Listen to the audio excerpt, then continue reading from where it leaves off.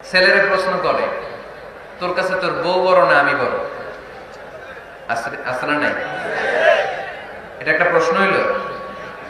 তোর বউ বড় না আমি বড়? দুইজনেই বড়। তো এক ছেলে সুন্দর উত্তর দিছে, আমার কাছে ভালো লাগছে উত্তরটা শুনে।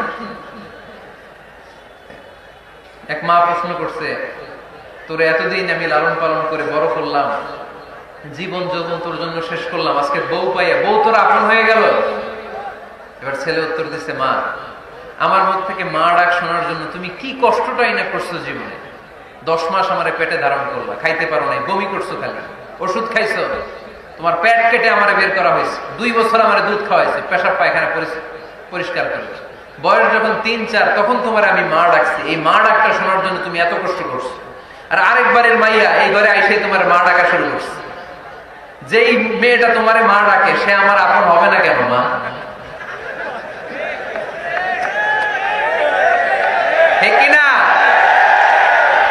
এই মা ডাক শোনার জন্য তুমি এত কষ্ট করলা, আমার লালন পালন করলা, 10 মাস পেটে ধরলা, পেশাব পায়খানা পরিষ্কার করলা, এরপরে মা ডাক শুনতে পারছে।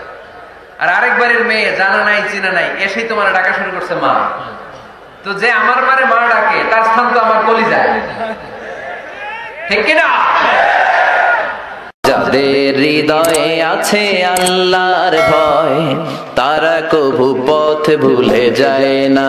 আল্লাহর প্রেম ছাড়া এই দুনিয়ায় কারো কাছে কোনো কিছু চায় না।